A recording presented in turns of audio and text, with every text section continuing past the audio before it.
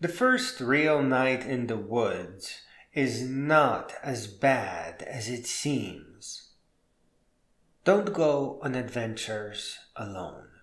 In fact, a real adventurer mounts expeditions, and an expedition is never just one person.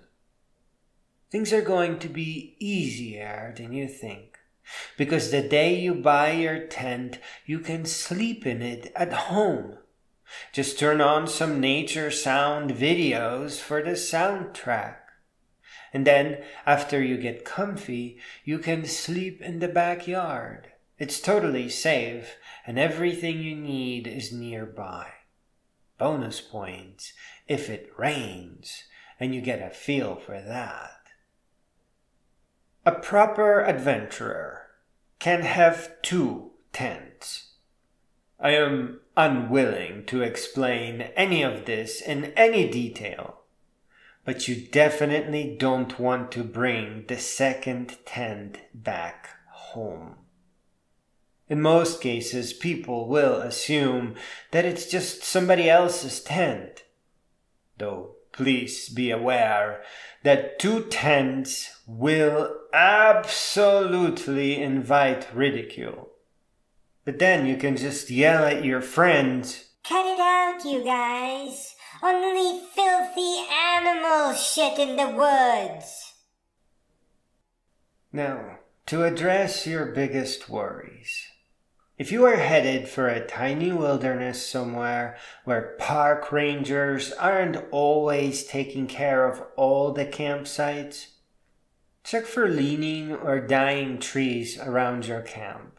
They are called widowmakers. And you need to look at a video of a powerful storm pressing trees down. It really does look like the work of a finger of some gigantic god. Storms will come, so don't set up camp where it looks like water could gather. And do some light detective work to avoid places where a flash flood could pass through. You know, if it looks like a nice sandy area on a downward slope, it may be because that is where the rainwater flows.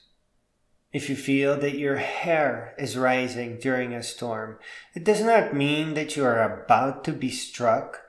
It just means that you need to get the heck away from there fast. You must always monitor the weather and absolutely avoid such events.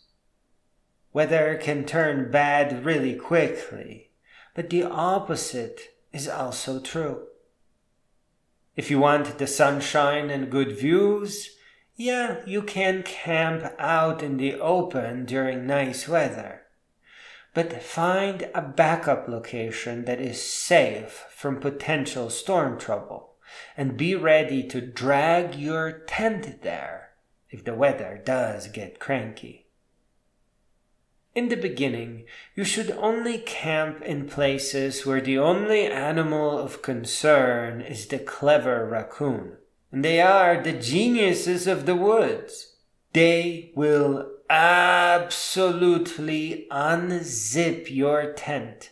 They will use their little fingers and go zzz. They are excellent teachers. They will teach you to hang your food supplies from a tree so that they are not able to get at it. Good practice to avoiding bear trouble. The subject of animals on the wilder trails is complicated. If you are staying in bear country, get a nice big fat can of bear spray. Learn to pay attention to food smells and even your own scent. Don't eat where you camp, and be sure that your food is dangling on a rope far and away. Bear bells may just be too quiet for a bear to hear them, and some say they may annoy the bear after you startled it. You will have to use your wisdom. Brown bears are extremely powerful animals, but even a rabid raccoon can go for a bite, so be careful. Don't camp alone. Have a lot of fun and make a bunch of noise. Stick to the trails and always keep your bear spray handy dandy. It is not possible to give you all the advice you need, or even serious advice in a tiny little poem, but if you move from camping in the backyard to well-traveled state parks, you'll pick up all you need. Falling trees, weather, and bears are just the things that a person who likes comforts would be wisely worried about at first. And I hope to show here that there is a solution to every fear, and chances are you'll only ever worry about any of this on your first night. We are all animals. We all have room in the woods. The bear will avoid you if you wisely avoid the bear. But be aware that in ancient times, our ancestors would worship the bear.